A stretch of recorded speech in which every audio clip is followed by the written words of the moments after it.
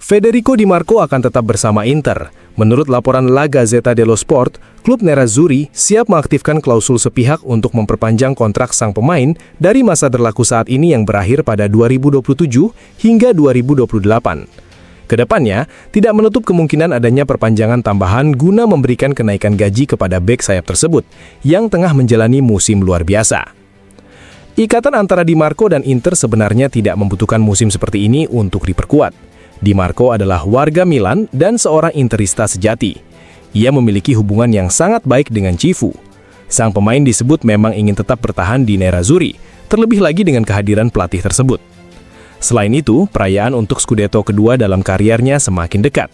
Dengan tambahan 1 gol lagi, Di Marco juga berpeluang memperbarui rekor pribadi jumlah gol dalam satu musim, yang saat ini sudah mencapai 7 gol. Satu hal yang masih menjadi ganjalan adalah kegagalan tampil di Piala Dunia. Ia menargetkan bisa bermain pada edisi 2030 saat usianya 33 tahun. Dan bukan tidak mungkin, suatu saat nanti ia juga bisa menjadi kapten tim, tentu dengan mempertimbangkan posisi Lautaro.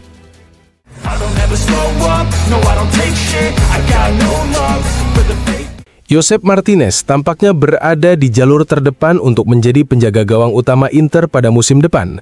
Menurut laporan Corriere dello Sport, peluang kiper asal Spanyol tersebut meningkat dibandingkan beberapa pekan lalu, sehingga opsi Vicario yang saat ini terdaftar sebagai pemain Tottenham mulai tersisih. Saat ini, Pepo menjadi favorit utama untuk menggantikan Yann Sommer. Namun demikian, keputusan ini belum bersifat final. Dalam laporan tersebut dijelaskan bahwa ini merupakan solusi yang paling mungkin saat ini, meskipun situasi masih dapat berubah. Pilihan klub tidak hanya didasarkan pada performa gemilang Martinez saat menghadapi Como pada leg kedua semifinal Coppa Italia, di mana ia tampil menentukan dengan serangkaian penyelamatan, tetapi juga karena perubahan sikap yang ditunjukkan dalam keseharian dengan lebih sedikit distraksi. Sikap ini turut diperhatikan oleh pihak yang akan mengambil keputusan akhir. Musim yang dijalani mantan pemain Genoa tersebut tidaklah mudah. Martinez sempat mengalami kecelakaan lalu lintas pada 28 Oktober lalu yang menyebabkan seorang pria lanjut usia pengguna kursi roda meninggal dunia dan peristiwa itu memberikan dampak besar baginya. Inter memberikan dukungan penuh dalam situasi tersebut. Dari sisi teknis, ketika dipercaya bermain, kiper asal Spanyol itu tidak pernah mengecewakan, termasuk pada musim sebelumnya, bahkan kerap melakukan penyelamatan. Pertimbangan lain yang saat ini membuat posisi Martinez semakin kuat adalah faktor ekonomi. Sumber daya untuk bursa transfer tidak akan terlalu besar, sementara banyak kontrak pemain yang akan berakhir dan membutuhkan pengganti. Dengan mengandalkan kiper yang sudah ada di dalam skuad, klub dapat mengalokasikan dana ke kebutuhan lain. Lalu bagaimana dengan posisi pelapis Martinez? Salah satu ide adalah mempertahankan Sommer dan memberinya peran sebagai kiper kedua. Namun saat ini lebih mungkin solusi akan dicari dari luar skuad yang ada, terutama jika keputusan untuk menjadikan Pepo sebagai kiper utama benar-benar direalisasikan.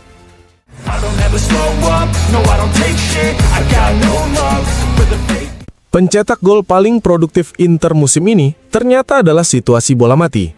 Menurut laporan La Gazzetta dello Sport, Nerazzurri telah mencetak 17 gol dari skema tersebut di Liga.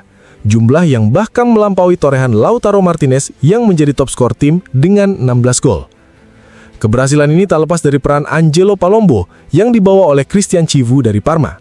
Selain itu, kontribusi para pemain di lapangan juga sangat penting, terutama Federico Di Marco dan Hakan Çalhanoğlu sebagai eksekutor bola mati, serta para pemain yang kuat dalam duel udara.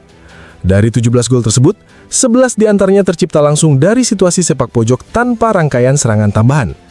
Secara individu, Di Marco mencatat 7 assist dari bola mati. 6 diantaranya menghasilkan gol sundulan, sementara 1 lainnya melalui kaki kiri. Assist tersebut diberikan kepada Marcus Thuram, Jan Bisek, Manuel Akanji, serta 1 untuk Lautaro Martinez. Salah satu gol paling menarik terjadi saat menghadapi Verona, melalui kerjasama Çalhanoğlu dan Piotr Zielinski. Sepak pojok dari Çalhanoğlu disambut tendangan voli Zielinski. Secara keseluruhan, 10 dari 17 gol tersebut tercipta melalui sundulan.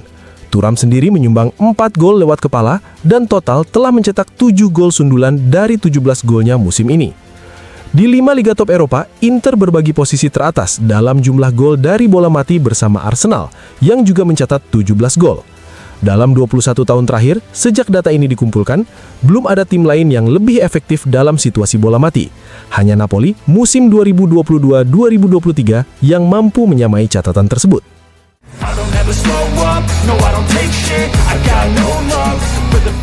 Keraguan mulai muncul di kubu Barcelona terkait peluang merekrut Alessandro Bastoni.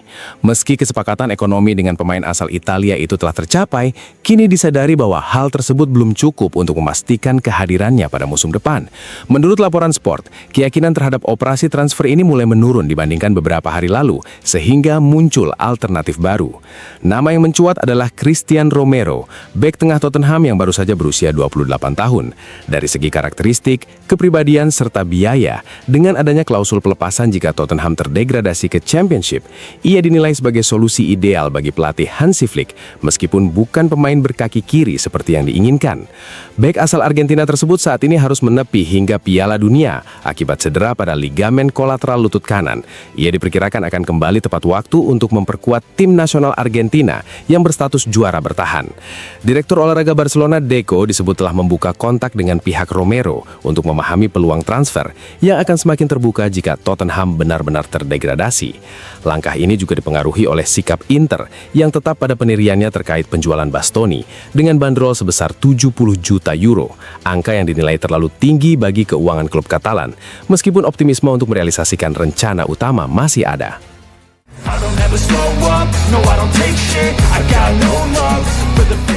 Pelatih River Plate, Eduardo Coudet, melontarkan peringatan dalam beberapa jam terakhir setelah muncul kabar ketertarikan Inter terhadap salah satu pemain mudanya. Menurut laporan El Crack Deportivo, klub asal Italia tersebut mengincar kiper muda River Plate Santiago Beltran. Presiden klub Stefano Di Carlo disebut terbuka untuk melepas sang pemain jika ada peluang besar untuk mendapatkan keuntungan signifikan. Beltran yang lahir pada 2004 telah berhasil merebut posisi sebagai kiper utama River Plate di awal musim ini. Meski demikian, Coudet dikabarkan ingin menambah kiper berpengalaman ke dalam skuadnya. Namun belum jelas apakah hal tersebut akan cukup untuk membuat pelatih menyetujui kepergian Beltran. Secara nilai pasar, Beltran dihargai sekitar 1,5 juta euro. Produk Akademi River Plate yang bergabung pada usia 17 tahun itu baru saja memperpanjang kontraknya dari yang semula berakhir pada Desember 2025 menjadi hingga 2027. Dalam kontraknya barunya terdapat klausula pelepasan sebesar 25 juta dolar atau sekitar 22 juta euro. Situasi ini juga menarik perhatian Benfica. Beltran sejauh ini telah tampil dalam 18 pertandingan resmi bersama River Plate di semua kompetisi, dengan catatan kebobolan 11 gol dan mencatatkan 9 clean sheet. Berdasarkan informasi dari El Crack Deportivo, selain Inter dan Benfica, minat terhadap sang kiper juga datang dari Chelsea serta klub Italia lainnya, Bologna, yang turut memantau perkembangannya.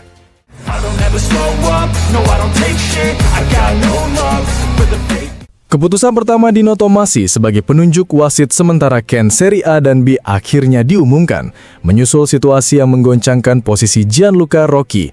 Penunjukan ini berkaitan dengan laga-laga Giornata ke-35 Serie A, termasuk pertandingan di San Siro antara Inter melawan Parma yang berpotensi memastikan gelar Scudetto ke-21 bagi tim asuhan Christian Chivu. Pilihan Tomasi untuk pertandingan tersebut cukup menarik karena ia menunjuk wasit muda Kevin Bonacina. Wasit kelahiran 1993 asal Lecco yang tergabung dalam seksi Bergamo itu baru sekali memimpin pertandingan di San Siro, yakni saat laga Milan kontra Sassuolo di Coppa Italia 2024-2025 yang berakhir dengan kemenangan 6-1 untuk tim Rossoneri. Dalam pertandingan ini, Bonacina akan didampingi oleh Preti dan Palermo sebagai asisten wasit, sementara Massimi bertugas sebagai ofisial keempat. Untuk VAR ditunjuk Valerio Marini dengan Alejandro Di Paolo sebagai asisten.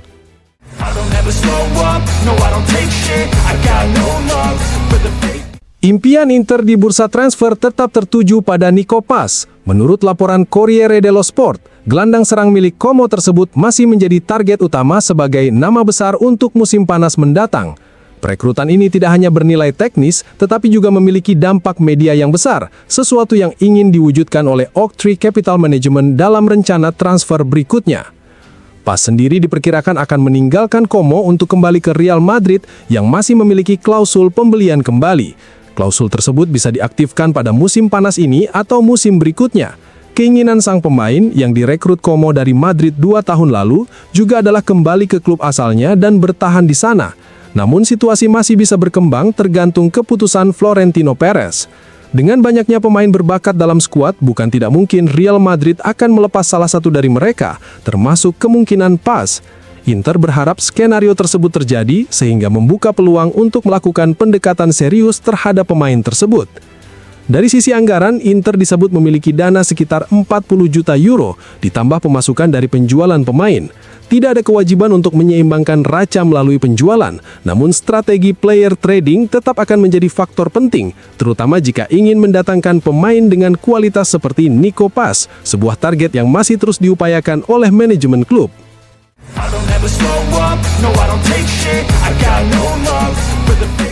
Jose Mourinho memberikan pandangannya terkait kondisi sepak bola Italia yang tengah menjadi sorotan. Meski berbagai masalah seperti kegagalan lolos ke Piala Dunia dan minimnya prestasi di kompetisi Eropa mencuat, Mourinho tidak melihat situasi tersebut secara pesimistis. Dalam wawancara bersama Il Giornale di sela presentasi kampanye iklan Prima Assicurazioni, Mourinho menegaskan bahwa sepak bola hanyalah bagian kecil dari realitas yang lebih luas. Ia mengaku masih menikmati profesinya, terutama dalam melatih, mengembangkan pemain dan merasakan atmosfer pertandingan. Menurutnya, sepak bola Italia tidak berbeda dengan negara lain. Hanya saja di Italia, proses investigasi dan pembersihan terhadap masalah dilakukan secara berkala. Mourinho juga menanggapi kegagalan Italia tampil di Piala Dunia. Ia menilai hal tersebut sebagai persoalan yang berbeda dan menegaskan bahwa Italia tidak kekurangan pelatih berkualitas. Ia menyebut Massimiliano Allegri dan Antonio Conte sebagai contoh, serta menambahkan masih banyak nama lain yang layak. Sebagai perbandingan, ia menyoroti Portugal yang tetap mampu lolos ke Piala Dunia dan menghasilkan banyak pemain berkualitas meski memiliki populasi lebih kecil berkat sistem pembinaan usia muda yang baik. Selain itu, Mourinho turut menyinggung keberhasilan Christian Cifu bersama Inter. Ia mengaku senang dengan pencapaian tersebut, meski tidak menyangka mantan anak asuhnya itu akan menjadi pelatih. Menurutnya, Cifu berkembang melalui proses belajar, pengalaman di tim muda, serta kecerdasan dalam meningkatkan kemampuan, bukan karena bakat instan. Sebagai penutup, Mourinho menegaskan pandangannya tentang filosofi sepak bola. Ia menyebut anggapan bahwa gaya bermain lebih penting daripada hasil sebagai kebohongan terbesar dalam sepak bola. Baginya, kemenangan ditentukan oleh kualitas dan eksekusi yang tepat, sementara estetika datang kemudian. Menurut Mourinho, hasil akhir tetap menjadi hal yang paling utama.